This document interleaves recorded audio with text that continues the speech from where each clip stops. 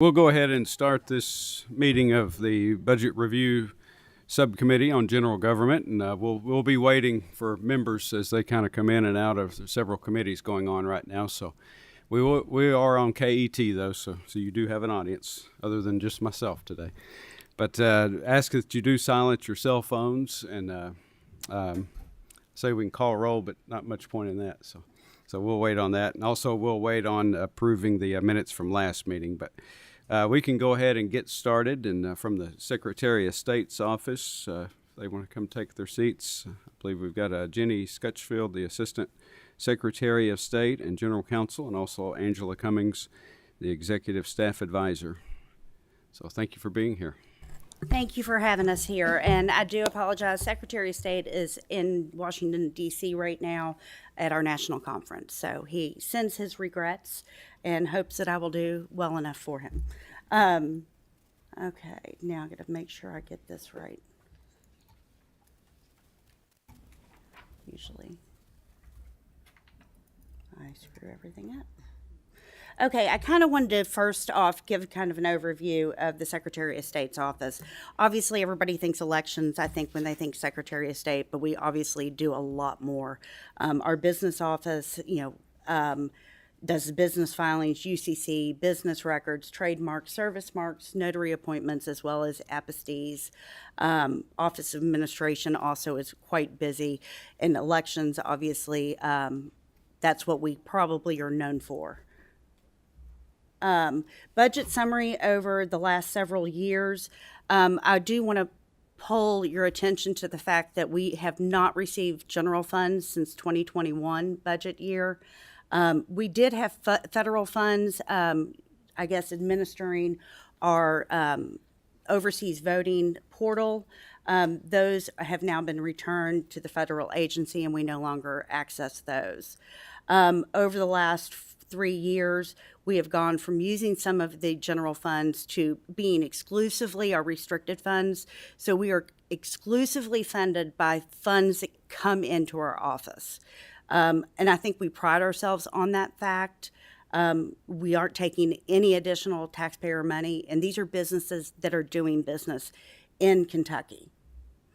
One of the things that the legislature had approached us with in the early 2020s was trying to use more of our restricted funds. I think the biggest importance here that I want to bring up to the committee is that in order for us not to rely on any general funds, the fund transfers that have occurred over the years, we need to keep those funds if we're going to do it without taxpayer money.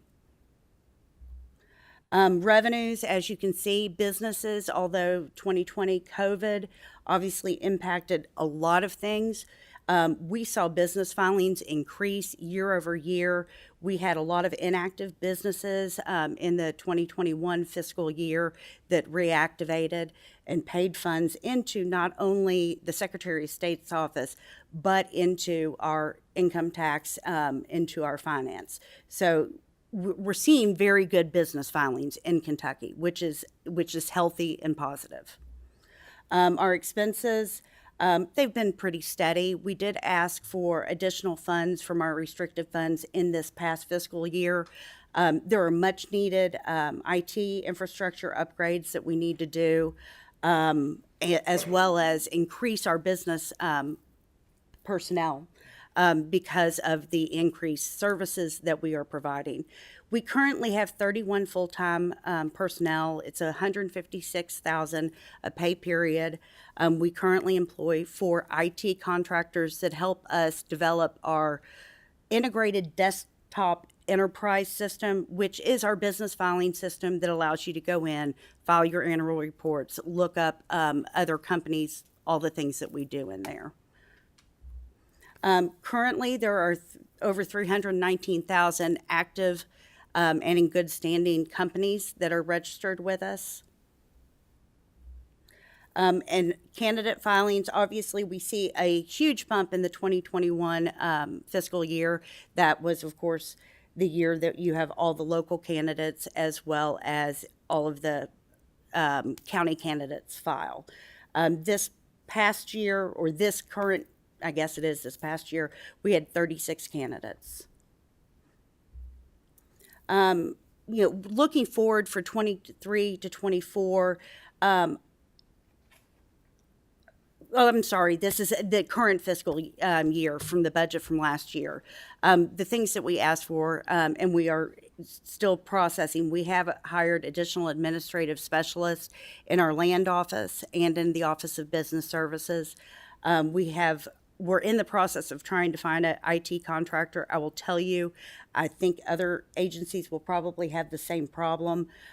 We're having a hard time finding somebody that will come work in-house.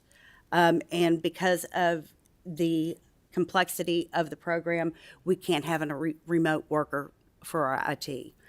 We have also done a bunch of IT upgrades. We had aging printers that were over 10 years old, didn't have service contracts on them. We are upgrading our computer systems for our staff. Some of these were over 10 years old, and you can imagine trying to work a computer that's that old. We've upgraded, just about everything, or in the process of upgrading everything in the office so that we can serve the Commonwealth better. Looking forward for the next budget year, I think, we are monitoring our infrastructure upgrades to see what other things we may need. Right now, I think we're doing well with the funds that we've been given. The Safe at Home program is going to hopefully pass your all's body, and it would increase the address confidentiality program. We currently have funds that are in our budget that come from court fees. We think this will cover it, but that's the one thing that we're looking at and we'll look at over the next year to see how that impacts our budget. I will be glad, I know I go fast, but I'll be glad to answer any questions. Well, thank you. I don't have any questions for you, and I was trying to think of one just for the sake of asking. But I will ask one. The 319 companies in active status and good standing, you've said that has it been increasing, the number of companies? Yes. That's yes. Good. At what rate? I mean, at a year over year, I think you can take, I think I have a breakdown of. like what was it last year?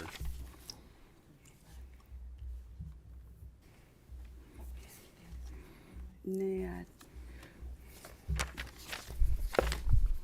I do have, if I have kind of more of a breakdown in front of me regarding the fees that we collect in our office. In fiscal year, let's see, we have increased fees over the last fiscal year of over almost $600,000. So that's Okay. more of the businesses coming in. I don't know if I have a breakdown of the other years, but I'm sure we have press releases we've sent out that gives this information. Okay. No, that's fine. It's good to see that it's increased. Though. That's good to see. All right. Well, thank you so much. Anything else you wanted to add? No. All right. Thank you for the appreciate- opportunity. Yeah, thank you so much. I can find my notes here, and I believe Mr. Harmon is up next, the Auditor of Public Accounts. So thank you for being here, sir. Thank you, Mr. Chairman. Good to see you. Good to see you. And you can proceed when you're ready and just have your guests introduce themselves. All right, fantastic. Good morning, Mr. Chairman. I'm John Great. I'm the Auditor's Chief of Staff. Hello, I'm Farrah Petter, the Assistant State Auditor. Well, thank you all for having us here. Certainly, we always enjoy, of course, being a former member of the House. I always enjoy coming back here. I was here 13 years, and so very much enjoy that.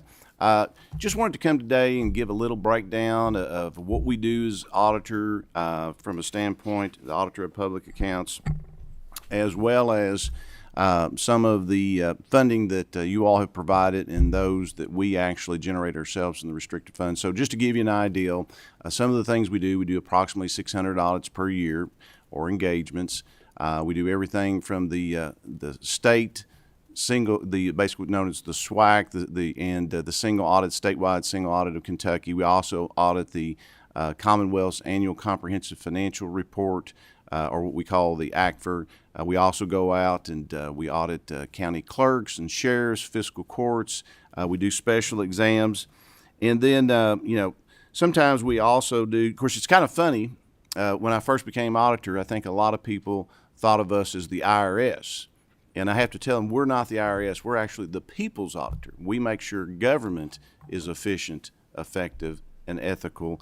And so we appreciate that particular role. Just moving forward, looking at some of our current year appropriations, from the standpoint, obviously in fiscal year 23, we had a little over 10 million, almost 11 million. From a standpoint of our restricted funds, the ones we produce. And a lot of people don't realize that unless you're actually in county and state government, a lot of people don't realize that we invoice for our audit work. So as you can see, a large portion of our budget actually comes from invoicing. And of course, you see the general fund appropriations both in 23 and 24. And I want to talk just a minute about some of the interaction with the General Assembly and how appreciative we are in working with you all. In the most recent budget, we had several appropriations, direct general fund appropriations. We had $150,000 to perform the Kentucky State University special examination. We had a little over $500,000 just in fiscal year 2023 to support the establishment of an outlier audit assistant program. And what that is, we have found that there are some sheriffs and county clerks, for whatever reason, have some paperwork concerns, and so we charge by the hour. So if they have paperwork concerns, it takes us longer to do it. So there ends up being, and we'll talk a little bit more about that particular program in a little bit, but it helps offset some of that cost because in the end, it ends up going to the county. And then, of course, you appropriate an additional $2.250 million for replacement cost revenue related to audit billings for the county, and we'll talk a little bit more about that in a little bit. And then, of course, for 24, you put an additional $250,000 in that outlier audit program and the additional 2.250. Give you an idea of how we expend our money. You can see in this particular chart from the standpoint we have salaries, and salaries really are the largest part of our particular effort there at the auditor's office, because what's different from us and some of the others is our employees, and of course other employees, I know they have fees and things like that, but most of the revenue, or a lot of the revenue that we have, as was indicated earlier, is generated by us auditing and then invoicing for those audits. So it's important for us to be lean when it comes to operating costs, because when we have an auditor, they're actually generating revenue for the office so that we can continue the good work of the office. Moving forward a little bit, you can see from a standpoint, this is a breakdown, a little bit more detail of the breakdown of our expenditures. We're running right at 90% plus, and right at about 90% or more of that deals specifically with our auditors. So we have tried to keep our operating cost very low. Moving forward. Now, one of the things that's interesting, a lot of people don't realize this either. For the APA, our statute actually says we shall bill. Now, there's some exceptions to that. And we had historically had to increase APA rates, APA rates increased due to the general fund cuts over the years. When I first came in, really about 2/3 of our budget was generated through our invoicing. But due to the cooperation and the working with the General Assembly, we have not had to raise our rates since 2019. And so we appreciate working together with the General Assembly. This gives you a little background or a breakdown of how what revenues come in from the funds that we bill. So as you can see, some of the highest ones, obviously county clerks and sheriff audits, they generate the most revenue for our office. State agency audits follow, and then of course the fiscal courts and special exams. For the most time, county clerks and sheriffs, we will do all of those audits. There's a few exceptions. When it comes to fiscal courts, typically what we do is they have to have a audit every year. but typically what we do is we have a first right of refusal. And so we like to be the ones, our office likes to be the ones that audits the fiscal courts at least once every 3, once every 4, on a rare occasion once every 5, but they have to have one every year. And of course we review, if for some reason if a fiscal court bids out and gets a CPA, we still review the CPA's work. Just to give you an idea, I talked a little bit about it earlier, but some of the general fund support, both in fiscal year 2023 and 2024, the General Assembly helped provide some additional $2.25 million, basically $4.5 million for the 2 budget years in general fund dollars to APA. And basically what these did, it allowed us to move the billing for other county officials and county offices to 50% billing.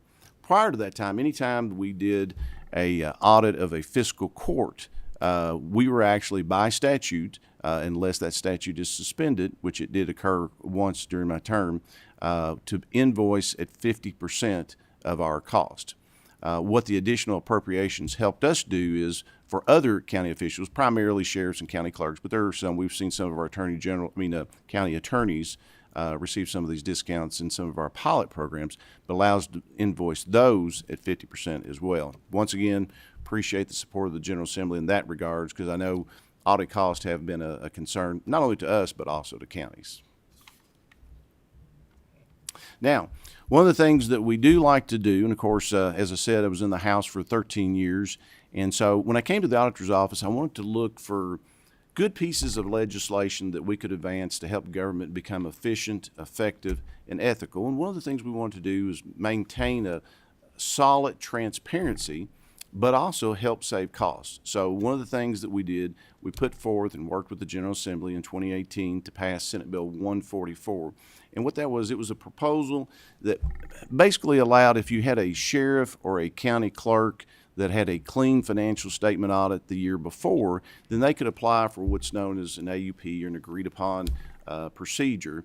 And, you know, when we first looked at it, we thought maybe there would be a 25 to 50% savings in the cost.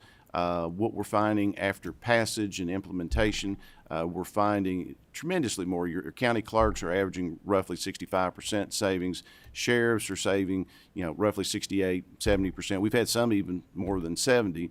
And so it's been good. Over the last 4 years, we have seen for counties roughly a savings of about $1.6 million over what they would normally spend on a standard financial statement audit. So, or their most previous one. So we feel like that's been a good, and the other thing it does, it also allows us, you know, we, like everybody else, you know, continue to make sure that we maximize the ability of our staff, and it just allows us to take auditors off lower risk audits and put them on higher risk audits. So it's been a win-win for everybody. Now, the other bill that we looked at was the sheriff's tax settlement. You know, a lot of people didn't realize prior to the passage, and of course we worked to pass House Bill 265 in 2020, but part of that, a lot of people didn't realize that for tax settlements, sometimes sheriffs will have more than one tax settlement. You have your standard tax settlement, but some of them would have unmined coal if they were material, or gas and oil if they were immaterial. But what happens? Auditor, would some of them have dirt taxes? Some of them would have dirt taxes as well. Thank you, John. I appreciate that input. So what we wanted to do, you know, some of these were having 3 or 4 separate audits, and that cost, you know, we knew that there was going to be some duplication, so we worked. But just kind of give you an example, for 2020 tax collection in Pike County Sheriff had to have 3 separate audits for their tax collections. One was for regular property tax, 1 unmined coal, and 1 for oil and gas. And this was due to the unmined coal and oil and gas being material amount for their period ending at a different dates than the regular tax. So regular taxes usually end about April 15th, and unmined coal period ended July 15th, and oil and gas ended May 17th. So this is all based on the dates of the original bills that were sent to the taxpayers. So what this does, it allows us now to do one uniform audit covering those periods. some of the other things that we worked with early on, I know the General Assembly and some business leaders had some concerns in regarding to our ads or area development districts. So we worked with the General Assembly and the ads and worked on a bill, House Bill 189, to increase transparency for the area development districts, and we all worked together in cooperation, and it passed, and it's been a wonderful bill. Basically what it does, prior to that, we could actually go in and audit, because there was Bluegrass had a audit from the auditor's office prior to my arriving, and we could audit, but we didn't have a statutory mandate, and we didn't have a right of first refusal for their normal financial statement audits, because what Bluegrass had was more of a special exam. But so what the bill does, it allows us to have a right of first refusal. It also allows us to review the work papers, required annual audits of the ads, and that allows us to kind of get on a uniform reporting. And the first several years we didn't implement that right of refusal.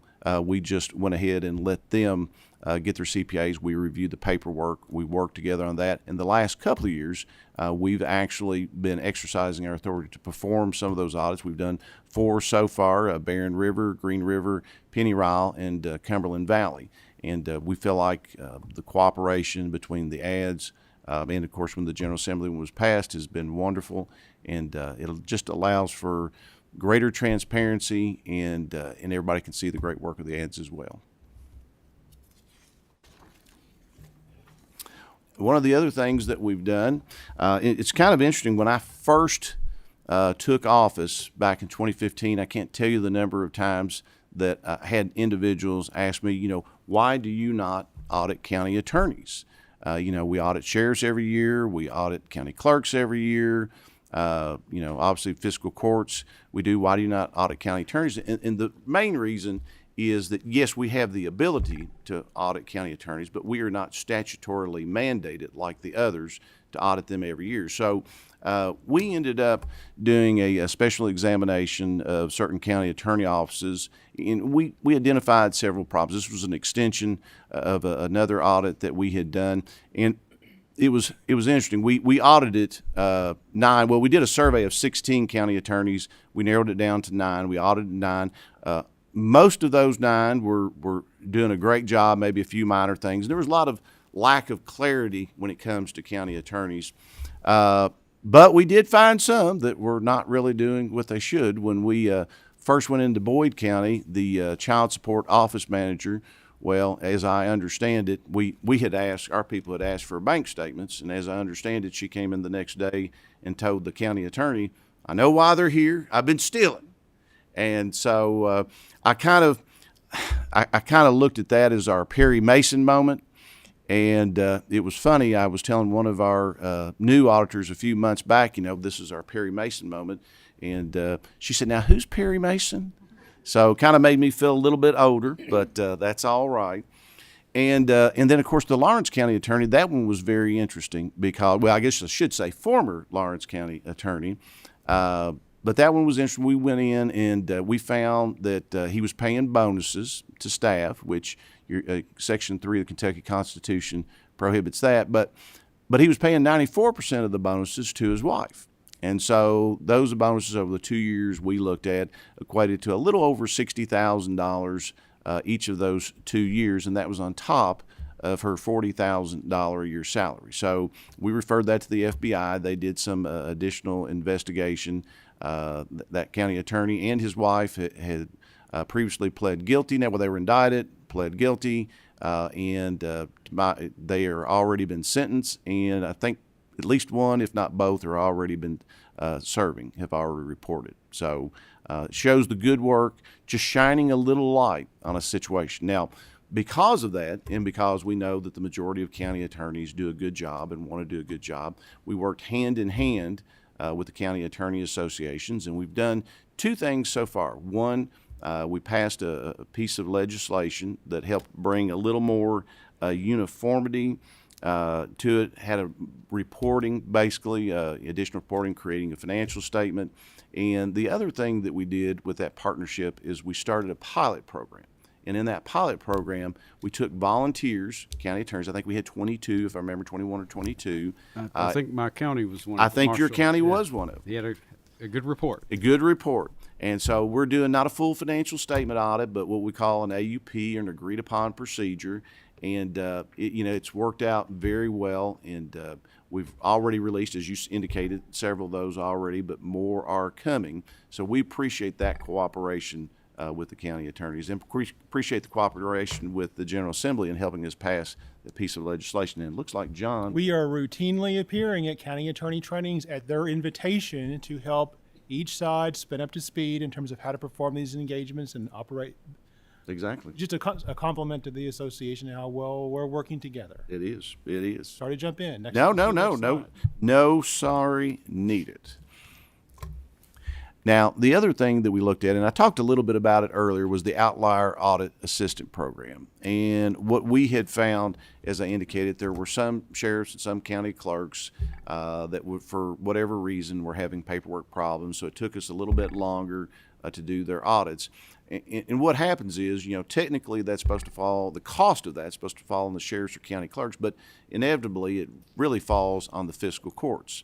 So one of the things, working with the General Assembly, we put together this proposal that you all adopted and passed to put in over a 2-year period, $750,000, $500,000 the first year, $250,000 in the others, to do the Outlier Assistant Program. What it does, once a county pays 150% of the average cost for a sheriff or county clerk's audit, the fund will pay the remainder up to the limit of the appropriations. So we've been utilizing that. A lot of counties have made good use of that, and very appreciative once again.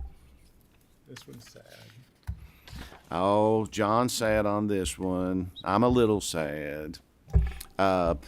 This may not be, but this probably will be the last time that I testify. Definitely probably the subcommittee. But, I just wanted to let everybody know that I would like to thank my fellow Kentuckians for the opportunity to serve the Commonwealth as auditor and to work with the General Assembly. It's really been an honor to hold this office, and I believe we all work together during my time in office to make government better for those we serve, the citizens of Kentucky. Appreciate the opportunity to present here today, and certainly that concludes our report, other than saying we coined the phrase, follow the data, because we told all our auditors we don't hurt anyone, we don't give anybody a pass, we just simply follow the data, and would be open to any questions if we had questions. Thank you for being here, and thank you for your 8 years of service. And this is the first time I've not heard a joke, though. Well, I almost said, when I first got to the auditor's office, we kind of came like the person that invented the corduroy pillow. We've been making headlines, so so there you go. Want to make sure we give you a joke. Sounds good. We do have a few questions. Go ahead, Representative. Thank you, Mr. Chairman. Representative Johnson. Thank you, Auditor. I guess I would have to start off by saying if you professionally audit all kinds of agencies around the state of Kentucky, you might be a really good state auditor. Yeah. If you think back a couple of months. Thank you again for everything you do. I joke a little bit, but in all seriousness, thank you for the job that you've done in this position. You've helped me many times with some issues, and I appreciate it very much. I was just going to ask, could I get a copy of your presentation sent? I don't know if you normally send it, email it to us or not. But It was actually emailed to staff, so we can make sure you Great. get a copy. And again, thank you and for by your the way, I appreciate the compliments, but really it's not me. I'm blessed to have great staff. They're wonderful individuals that have worked for me over the years, and could not do it without them. They make you look good. They make me look real good. It's kind of like when I was in the House, the constituent services. They always made us look good. Well, thank you. Representative Bratcher, did you have any questions? Or? No, I'm sad to see the auditor leave too, and worked with John Great and Mike for years and years and years and years. Kevin sat behind me all those years in the House. And I hope nothing but the best for all of you in the President future. Sorry. Thank All right, you, well- Representative Bratcher. Any final words? Or? Just thank you again for the opportunity to be here. As I said earlier, it's been an honor to serve. I've been truly blessed to have such a tremendous group around me, such a team around me. I always said that I always hire people that are smarter and better than me. That way you don't cap your abilities. And I've been blessed to always been able to do that. Well, thank you. Thank you. Representative Adams has a. I just want to thank you for your service, and I want to let you know that I do know who Perry Mason is. Very good. All right. Well, thank you so much. Thank you. Appreciate you being here for sure. I believe we've got Miss Allison Ball. Our state treasurer is here, and want to welcome her to this committee and appreciate her taking time. I know you're busy, and thank you for making time to be here today. Well, thank you. And I'll just let you do just a short presentation, and if any members have any questions, we'll do that at the conclusion.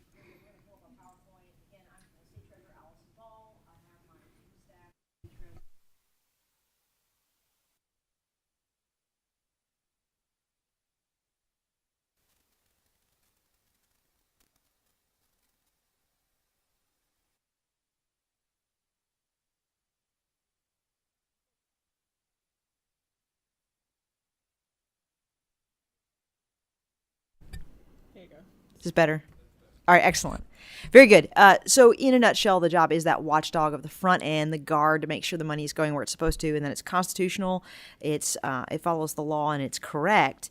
So we've got our overview. As I've already noted, it's that watchdog of taxpayer spending that governs everything that we do. We also deal with unclaimed property. Disbursements and accounting falls under the watchdog role. We record, verify, and pay all federal, state, and local withholding taxes for state employees, so we deal with that aspect of state government. We also make deposits of incoming revenues from state agencies, so we actually have a depository in the office. The unclaimed property part actually has a vault inside of it as well, so it's a pretty big function of our office. We record, monitor, and reconcile all transactions in the state's depository and checking accounts, so we balance the books. We've got several accountants who are on staff who are making sure that they're always working on that. And this isn't on the list, but since we're talking about checks, we also do all the W-2s for the state as well. And these are added aspects of the office. I'm just going to mention them. They're not part of the core functions, but financial literacy is something that's become a big part of my office while I've been in. And Stable Kentucky, which is a savings and investment program for people with disabilities, was something I added. And then the General Assembly has tried twice to give me the role of a position on the Government Contract Oversight Committee. And I'm still very hopeful that's going to make it through lawsuits and become a permanent position on this office. So we're ready to go on that when that happens. The next page I have is just an overview of the office, the different positions. You can see it on a grid, and it's a small office. We usually have the low 20s of employees. We do have turnover like everybody does in state government, but we're usually low 20s. When I first started, we were about 30, and we've trimmed some to what we are now. I also sit on several boards and commissions, and the Treasury, the executive staff help assist with these. I'm on the Deferred Compensation Authority Board, the Kentucky Financial Empowerment Commission, which I'm very proud of. That was something that I started while serving in office. Kentucky Lottery Board, Kentucky Teachers Retirement System, Kentucky Higher Education Assistance Authority, Kentucky Higher Education Student Loan Corporation, that's Kia Kieslick. The Opioid Abatement Advisory Commission is probably going to be a short-term part of this office, but it's something that I'm a part of right now. And the State Investment Commission, I chair that position, that commission. And Kentucky Asset Liability Commission doesn't meet very often. It's only at special times, so it's not listed on here because it's not a regular part of what we do, but we do it on occasion. We had to meet several times during COVID. Unclaimed property is one of most people's favorite parts of the office because it's a fun part of the office. It's basically the statewide lost and found. And I'm very proud that while I've been in office, I've returned over $150 million, which is more than any other treasurer has in Kentucky history. If you want to know how we get unclaimed property, there's a variety of ways that we get it. A lot of times it could be uncashed payroll checks. We get safety deposit boxes from banks. That's how we get our tangible items usually. Old life insurance policies, vendor checks, a variety of things. It may be some stocks that you have not been active in your involvement with them, and the custody transfers to the state until it's returned to you. So there's a lot of ways that you could lose your unclaimed property, and we can get it back to you. It consists of actually over $500 million, and that money is usually utilized by the state while it's in state custody. So we use it to pay our bank fees and other things we do as well. One thing I just want to mention, we have updated a lot. We added a new holder reporting tool and new online claim opportunities. So we've streamlined things that are much faster, which is one reason why we've been able to return so many. Some new initiatives, I've touched on them a little bit, but new initiatives while I've been in office, transparency.ky.gov. That was a component that I launched at the time with Governor Bevin, so that way people could have greater access to executive expenditure. You can Google your government that way. And then, of course, I've already mentioned Stable Kentucky, the Kentucky Financial Empowerment Commission. The Kentucky Financial Empowerment Coalition and Database was just gathering up stakeholders across the Commonwealth of Kentucky who are interested in financial literacy, and we make their information available in a database. And it was first of its kind in the country, and we have other state treasuries that have done similar things since we did that. And then just recently, we listed our restricted financial institutions list, which is a result of SB 205 or 250 from last year. Sorry, 205. It's a typo. It was 205. And that was the work that we did to identify companies that were boycotting the fossil fuel industry. And we're tasked with managing that part of state government right now. Any organizations that have done that, the statute says that we're supposed to divest them or not do business with them if we have a government contract. So we're in the process of upholding that part of the law right now. And then one thing that we launched was the Unclaimed Property Trust Fund, and it was there for a future opportunity. It's not been utilized, but we had a great idea at some point to use some of these over $500 million of money to make unclaimed property self-sufficient so it doesn't need to receive funds from the general fund. It's there, ready to be utilized when the time is right. We just haven't done it because it hasn't been right, but the time may be in the near future that'll be a good opportunity to do that. I want to mention Commonwealth Council on Developmental Disabilities. This used to be attached to the Cabinet for Health and Family Services, and they felt like they had a conflict because they get very involved in policy, and they wanted to be free to make policy arguments they felt like was appropriate for them to make. They are attached to the Treasury because they have to be attached to some part of state government. They have a federal component to them. We don't manage them. We're not directly involved in what they're doing. We do provide a little bit of support. We provide some HR work, and we provide some legal assistance if they need that. But they're pretty independent. It's just legally they had to be attached to somebody, and we agreed to take them on. They complicate our budget a little bit because their funds are a part of ours. We can't touch them. They have to keep them pretty separate because they receive federal funds. So if you look at our budget, it says federal funds. The Treasury doesn't get any of those federal funds. That's all CCDD, and then a portion of our general fund is them as well. So when we actually get into a budget year, we usually have to explain that a little bit in more detail. But just heads up, it's a little unusual because it looks like the Treasury is getting those monies, but the Treasury is not. It goes to somebody that is attached to us. For the future, some things that you may want to think about. The budget for the last few years has given us the responsibility of monitoring state expenditure of the state plane. Only the governor can use it however he wants to, and there's some restrictions now. If you're a cabinet official or you're representing a cabinet official, your cabinet secretary, then you have to get approval and you have to show that it's a good use of state dollars to do that. So the treasurer is in charge of that. Again, that's in the budget. I think that would be a good thing to add to actually codify permanently. And we could build that out a little bit more. It's possible it would be good to have some funds attached to it to be able to do some more work on it. But that's something we've been doing for the last few years.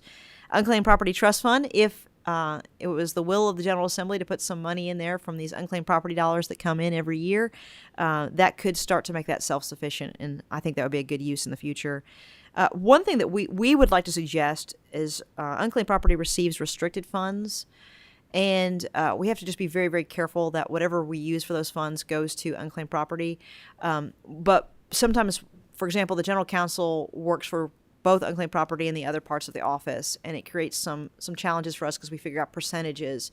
So if we could allow some more usage of that from the regular Treasury functions, I think it would just make some sense.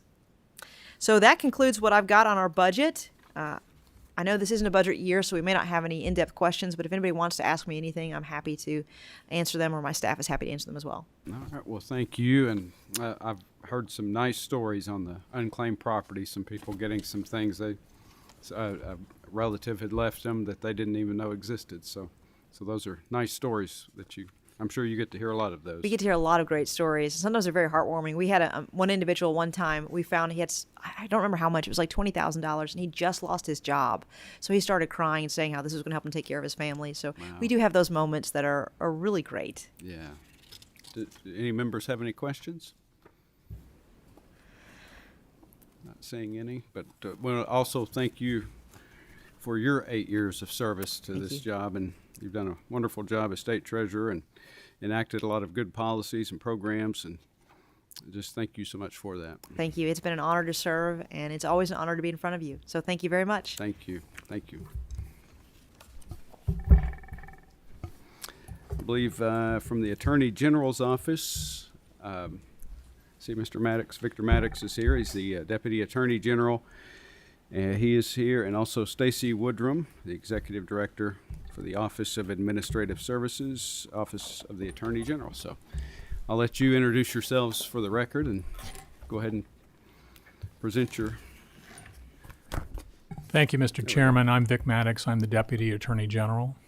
Good morning. My name is Stacy Woodrum. I'm the Executive Director of the Office of Administrative Services. So we appreciate the opportunity to be here to testify to the committee today about the work and mission of the Office of the Attorney General.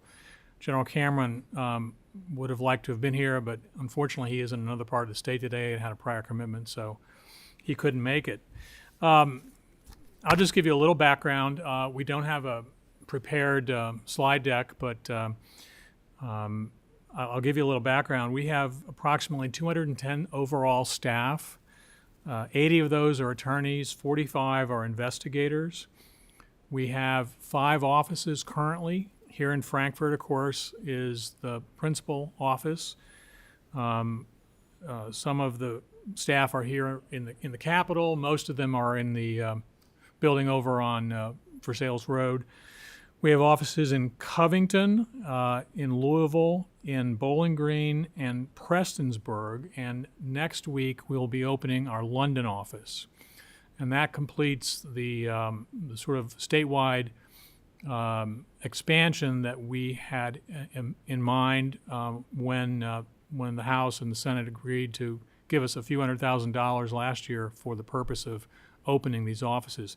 General Cameron believed, and I think rightly so, that it's important for the Office of the Attorney General to have a local presence, or at least a regional presence, so that people who have needs can actually come to an office and deal with people without having to make a 3 or 4 hour drive in some cases to Frankfurt. As you all know, Daniel Cameron is the first elected Republican Attorney General since 1948. As the Chief Law Officer of the Commonwealth, he's committed to defending the laws of the Commonwealth that this body passes, protecting Kentuckians, fighting the drug epidemic, helping Kentuckians in every county recover from that epidemic and from the scourge that the fentanyl phenomenon is now presenting, and being a voice for those who are otherwise voiceless. So we do that through 2 principal divisions, the criminal division and the civil division. We also have our Office of the Solicitor General, which is our appellate office. I think General Cameron was the first Attorney General to actually create an Office of the Solicitor General, and I believe in a recent interview, former Chief Justice Minton indicated that he thought that the creation of that office was one of the most important developments for the judiciary in recent years. I can tell you that with the additional funding that the legislature provided in the 2022 session, which is approximately $2.8 million, we have added 21 new staff.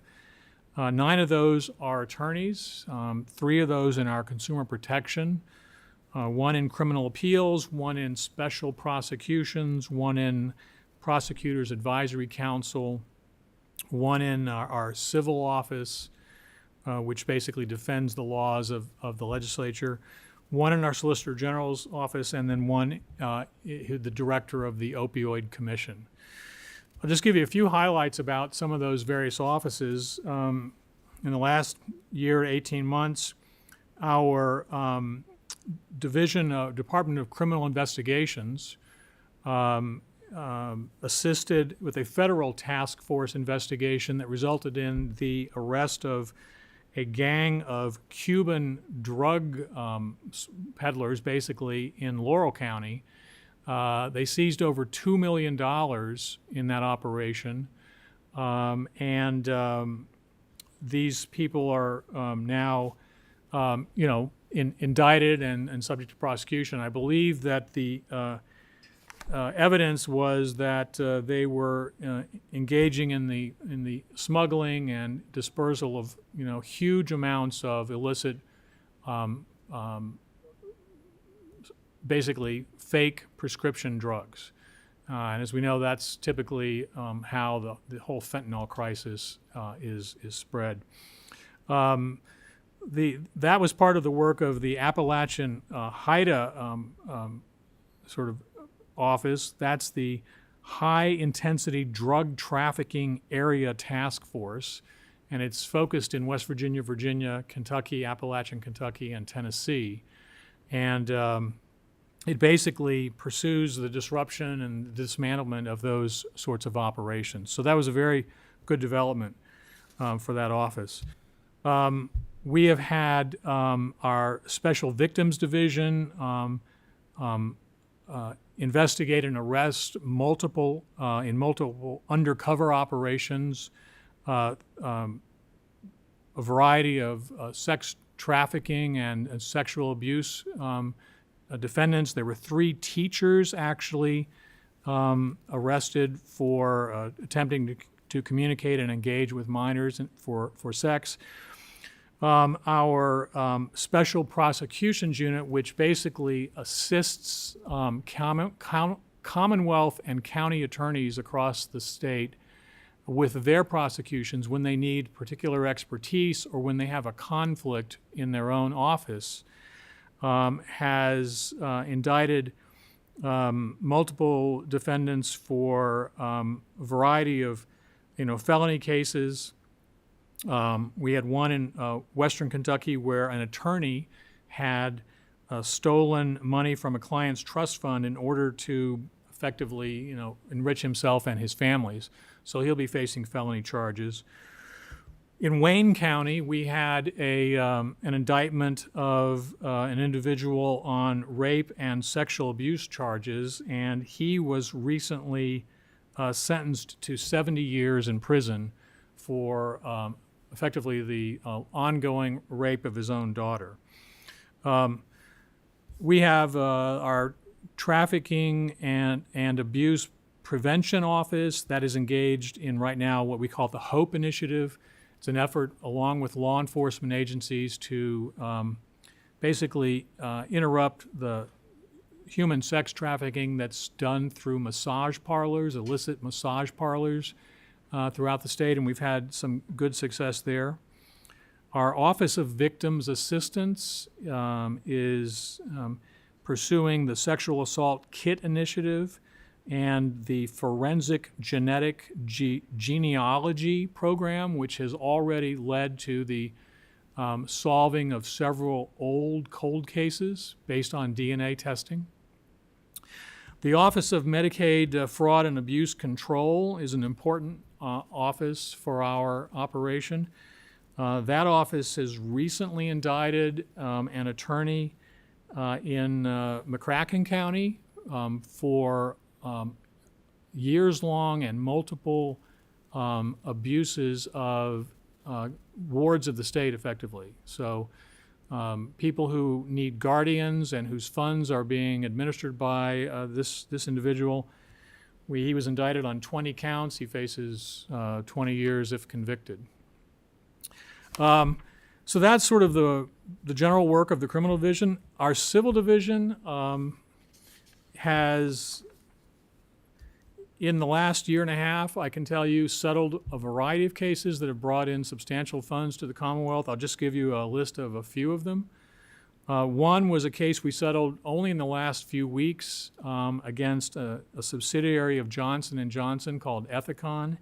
It marketed, we believe, deceptively and improperly, surgical mesh, vaginal surgical mesh, About 15,000 women in Kentucky were effectively victims of this operation.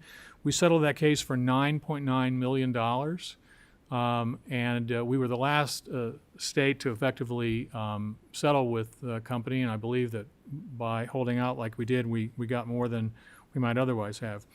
We had a consumer protection settlement in a multi-state operation against a company called Navient, which was a predatory lending case, $1.1 million. We had a case involving the mismarketing of tax software by Intuit software company, $1.7 million. We recently settled a case in a multi-state operation with Google, or Alphabet, if you will, Inc., which involved the Google tracking. They would let people turn off the tracking function on their phones, letting them believe that they were no longer being tracked by Google, but in fact, Google had another operation running in the background that was tracking people. So we settled that case for $7.5 million. We settled with Juul, Inc., which is the electronic cigarettes and vaping manufacturer. We settled that case for $15 million. That will come in over a period of years. I believe that's a 10-year settlement, so roughly $1.5 million a year. And of course, we settled the opioid litigation. In 2021, we announced the settlement with the big three distributors and Johnson & Johnson. That case was actually finalized in February of 22. That was a $478 million settlement. Some of that money will come in over 18 years. The Johnson & Johnson portion of it will come in over approximately 10 years, although they paid the first 4 years up front. So we already received 4 years up front. So we already received about $40 million of the Johnson & Johnson settlement. And we've received, I believe, $16 million of the big three settlement. Now, of course, as you all know, I believe, that money does not come to our office. That money goes half and half. So 50% of that goes to the local governments through the Opioid Abatement Commission that was created by KRS 15291. The other half, the commission funds go to our office and we administer that. The other half goes directly to the counties and cities. And that's pursuant to a formula that they agreed on pursuant to the multi-district litigation and the settlement agreement itself. More recently, in December, General Cameron announced the settlement with the pharmacy companies, so CVS, Walgreens, who we had sued, Walgreens in Boone County, CVS in Franklin County, and Walmart, who we had not sued. With CVS, we'll receive $94 million, Walgreens $102 million, Walmart $53 million, and then we also settled with Allergan Teva, which is a manufacturer of opioids, for $114 million. So that brings the total amount that we've recovered so far from the opioid cases to approximately $850 million. And that, of course, again, most of that will be distributed to the counties and cities over the years and to the commission over the period of years. Let me just give you some quick highlights about what the Opioid Commission has been doing. Of course, we named the 11 commissioners that the statute calls for.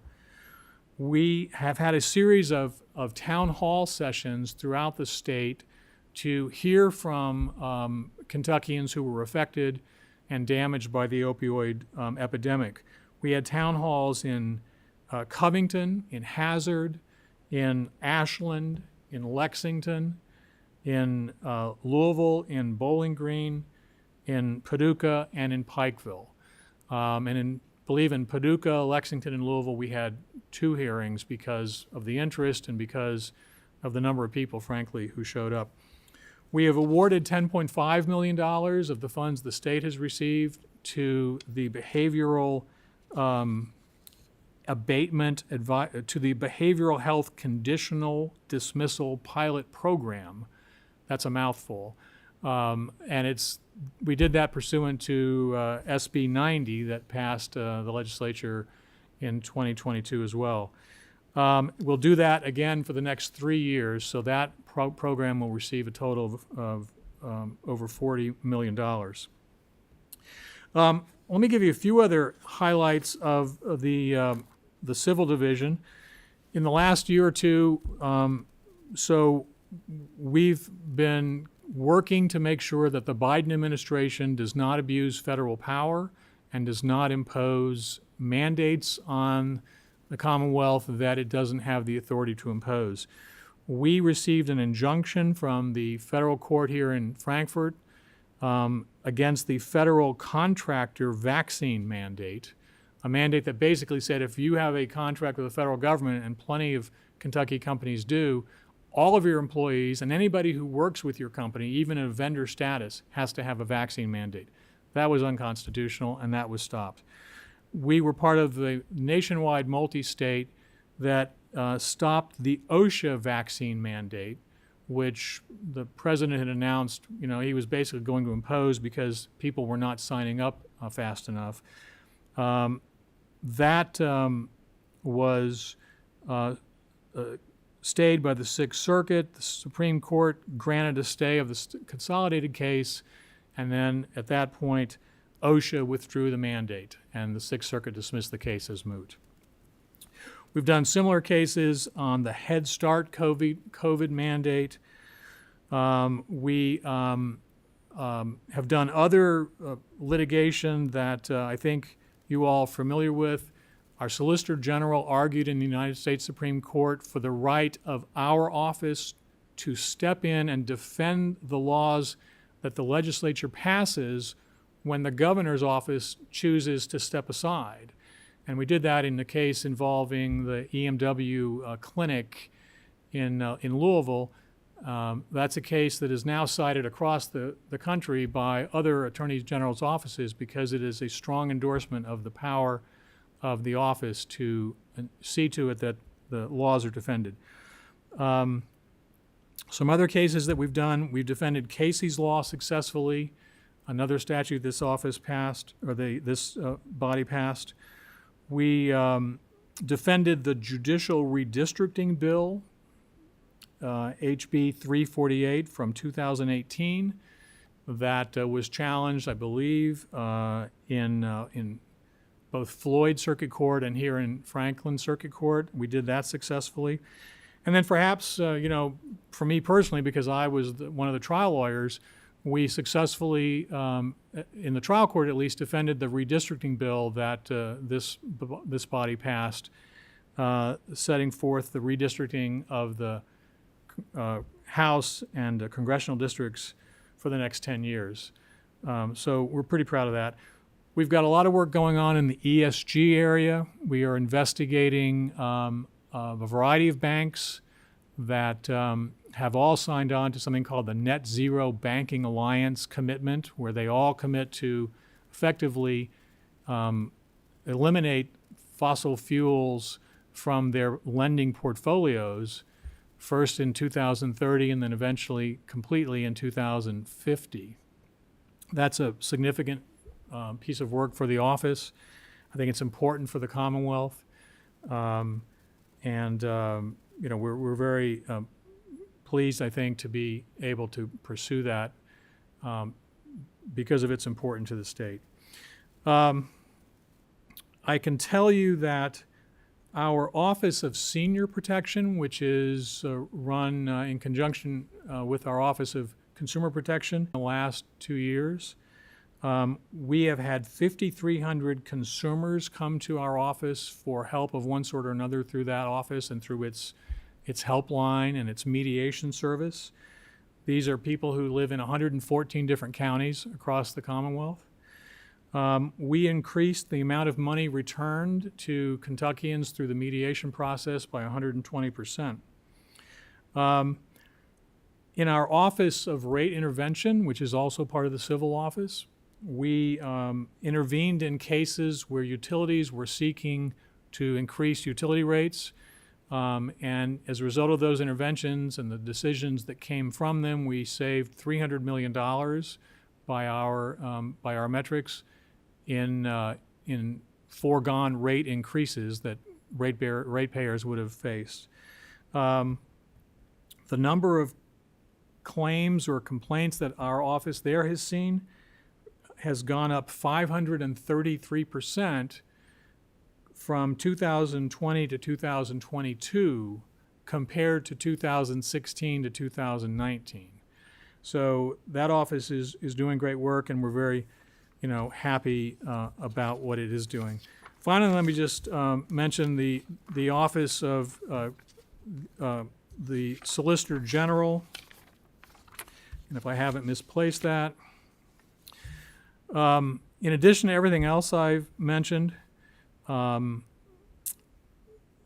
office began defending the legislature's Human Life Protection Act and the Heartbeat Bill. In June of this year, the day after Dobbs was decided, the Dobbs case, of course, overruled Roe versus Wade. Our laws passed in 2019 said that when that happened, abortion would not be illegal in Kentucky. There was an injunction the very next day from the Jefferson Circuit Court. We got that effectively stayed in August. We have been litigating that ever since. Our Solicitor General argued in the Supreme Court on November 15th. I'm happy to tell you that today the Supreme Court issued its decision and ruled that the stay should remain in effect, so the abortion facilities remain closed.